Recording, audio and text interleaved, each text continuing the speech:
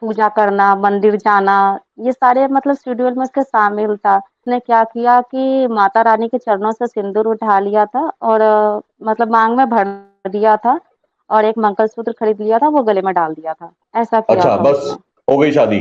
तब मैंने उसका वॉलेट देखा, वॉलेट में आधार कार्ड देखा, आधार कार्ड में पता चला कि उसका असली नाम मुराद अली है और फादर का हम्म। नेम मुल्ला। हम्म। तुम्हें अपना नाम भी बदलना होगा, धर्म भी बदलना होगा और बीप भी बनाना होगा। तब मैं हम्म। उसने इतना मारा मुझे कि मैं बेहोश हो गई। रात को मार पीट के वो अपने घर चला गया फरीदाबाद। नहीं सर, वो खाने के नाम पे मैंने बताया जैसे ही कि बिस्किट दे के जाता था और पानी रख के हम्म। जाता था।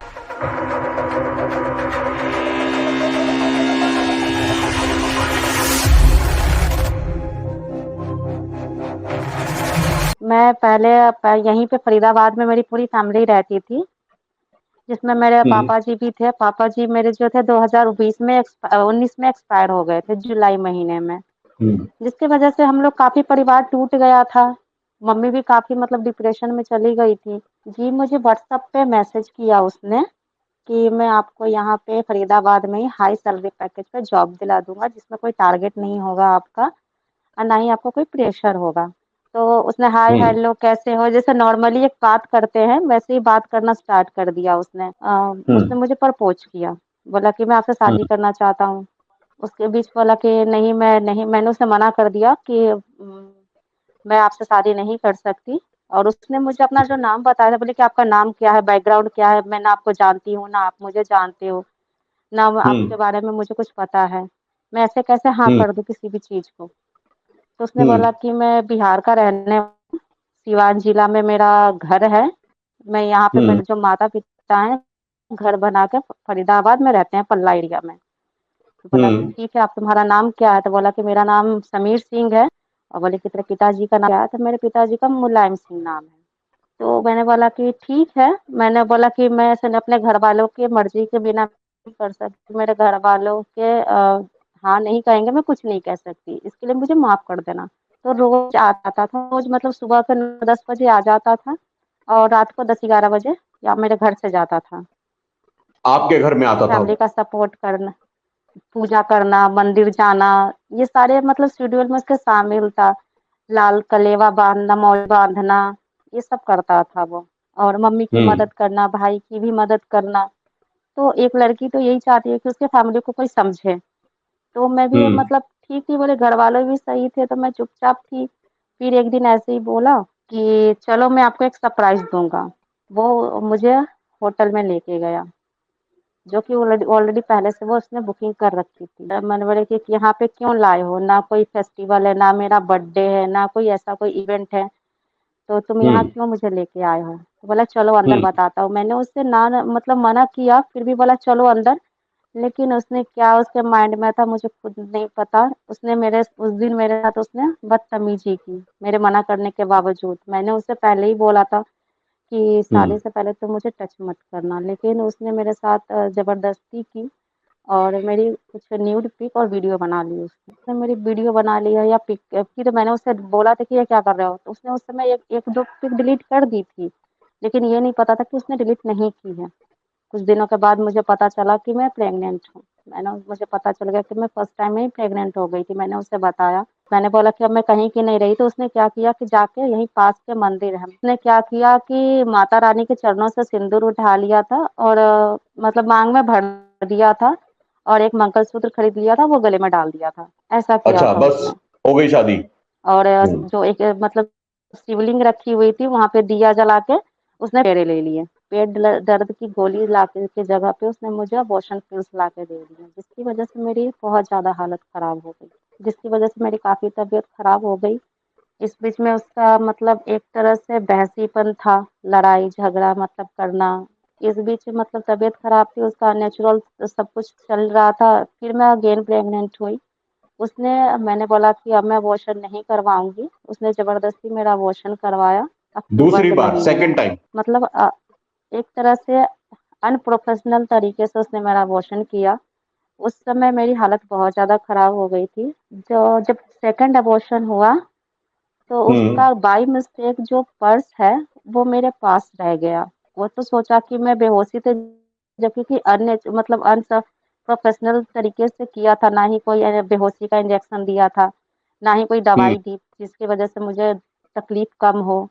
जिसके बाद दर्द की वजह से मैं थोड़ा-सा उसका हम्म। पर्स छूट गया, मैंने सोचा कि पर्स उसका यहाँ पे है, कहीं खो ना जाए। तब मैंने उसका वॉलेट देखा, वॉलेट में आधार कार्ड देखा, आधार कार्ड में पता चला कि उसका असली नाम मुराद अली है और फादर का हम्म। नेम मुलायम सिंह है। मुलायम सिंह की जगह पे मुश्ताक अली है। मुश्ताक अली मैं पिता का तो नाम फिर वो है मुझे और लड़के का इतनी नाम बोली, मुराद अली है।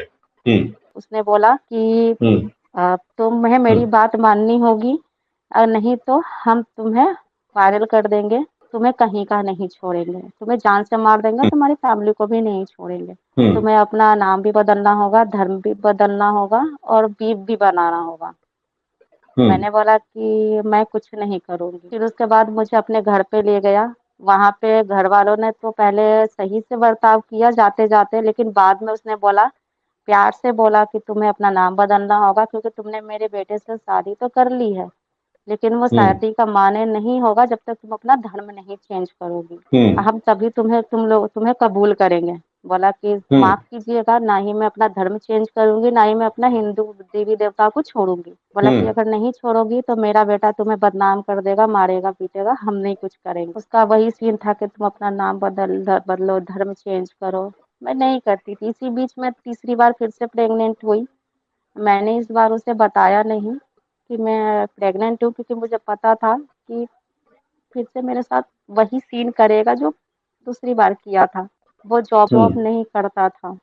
एक दिन आया मेरे साथ, मतलब बोला कि तू मेरी बात मानेगी कि नहीं मानेगी? मैंने बोला कि नहीं मानूँगी। उसने मुझे मारा, तब मैं हम्म। उसे उसने इतना मारा मुझे कि मैं बेहोश हो गई।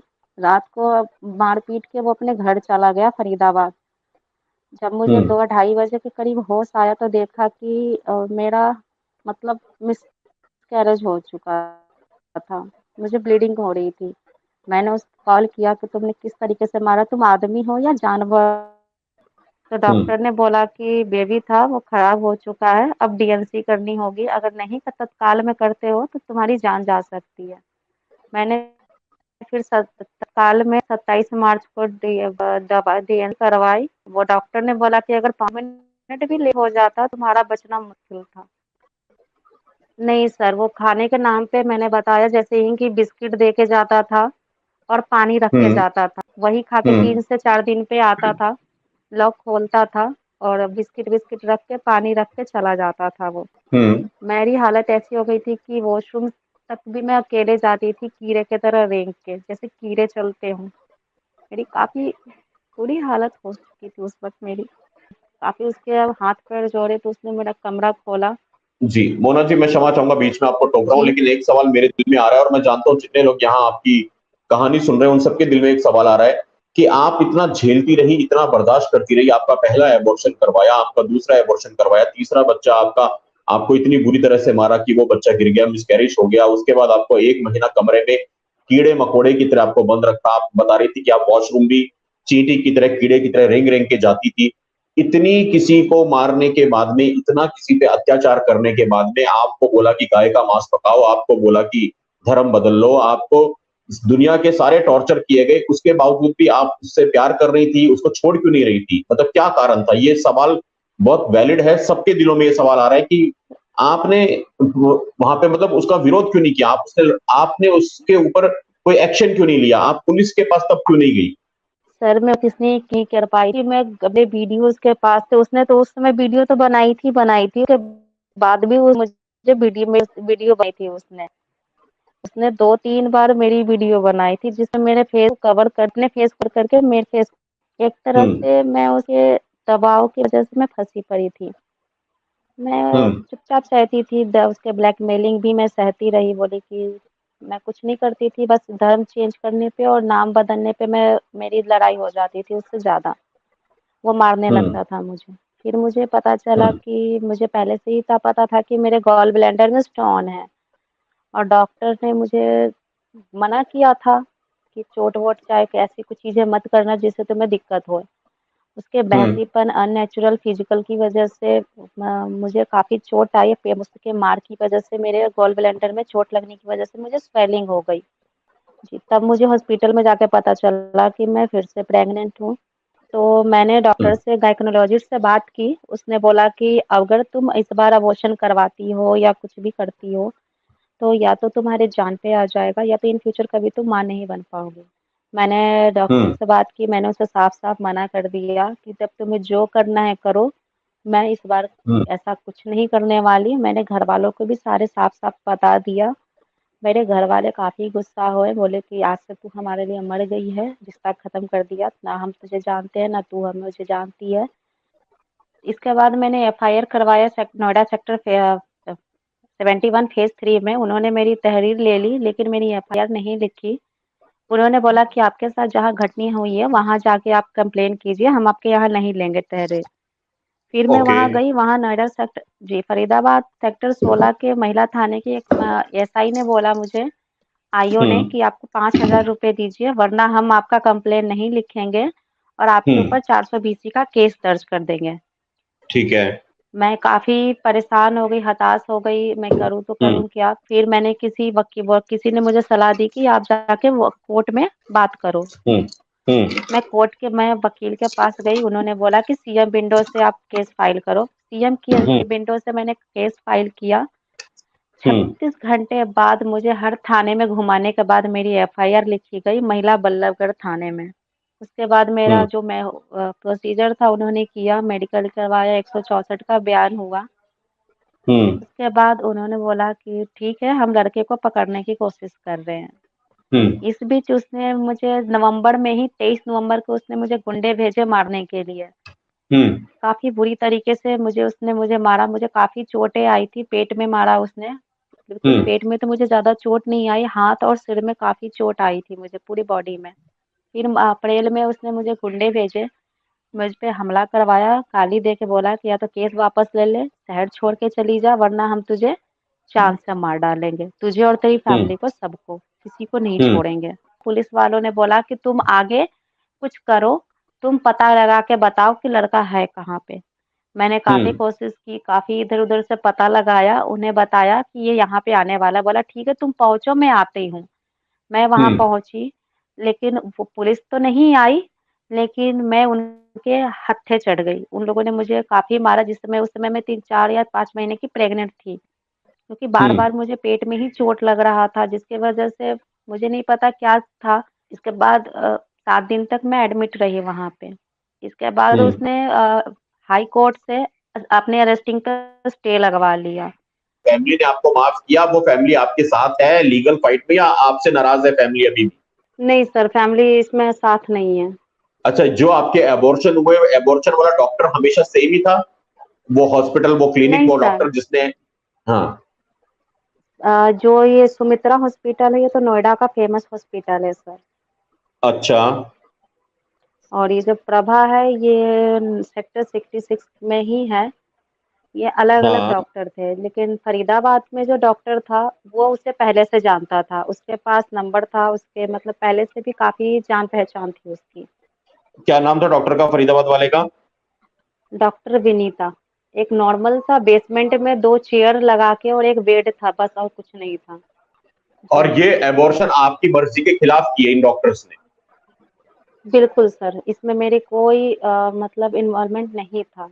मेरी मर्ज़ी के खिलाफ हुआ था ये सारा। आपकी एफआईआर में आपने इन डॉक्टर्स के ऊपर भी आपने कोई बात करी है कि इन डॉक्टर्स ने, क्योंकि ये डॉक्टर ना सिर्फ आपके साथ खिलवाड़ कर रहे हैं मोना, आप जैसी और भी कोई दूसरी तीसरी चौथी मोना होगी, आप जैसी और भी कोई बच्ची होगी, ये डॉक्टर भी उसी पाप के पूरी तरह से भागीदार हैं। अगर ये किसी बच्ची की मर्जी के बिना उसका एबॉर्शन कर रही हैं, ये भी लव जिहाद के उतने ही भागीदार हैं। क्या आपने इन डॉक्टर्स के भी नाम अपनी एफआईआर में मेंशन किए हैं मोना? सर उन्होंने लिखा नहीं था, मैंने बताया था उनको सारी बातें। मेरी छोटी बहन, आप इस बात को बुरा मत मानना, ये कड़वा सत्य है कि 10 में से 5 लेवल की गलती शायद आपकी भी कहीं ना कहीं रही होगी, लेकिन आपके ऊपर जो कुछ बीता वो आपकी गलतियों से बहुत ज्यादा था। आपने जितना सहा वो बहुत ज्यादा था। हम आपके साथ में हैं। हमारी बेटी भी हो सकती है इस बेटी की जगह, हमारी बहन भी हो सकती है इस बेटी की जगह। और जो इस बच्ची ने झेला है, जो इस बहन ने झेला है, वो हमारी बेटियों को, हमारी बहनों को ना झेलना पड़े। तो इस बहन से सीख लेनी होगी, इसके दर्द से सीख लेनी होगी, इसके तकलीफों से सीख लेनी होगी। और हमारी बेटियों को समझना पड़ेगा, वहां केवल छलावा है, कोई प्रेम नहीं है। केवल दिखावा है, शारीरिक भूख है और कुछ नहीं है शुभम भाई, केवल शरीर की भूख है। और यूज करने के बाद वो लोग क्या हाल करते हैं किसी बच्ची का, ये सामने बैठी बिटिया बता रही है।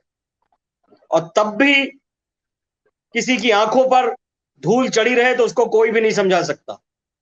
और यदि हम तब भी विश्वास नहीं कर रहे तो फिर हमसे बढ़कर पागल इस दुनिया में कोई नहीं है, और हमें दुनिया में बचाने वाला भी कोई नहीं है शुभम भाई, क्योंकि हम खुद गलती कर रहे हैं और लाखों लोग हमको समझा रहे हैं, रोज ऐसी वीडियोस आ रही हैं। पर यदि हमें समझ नहीं आ रहा तो परमपिता परमेश्वर भी हमको नहीं बचा सकते।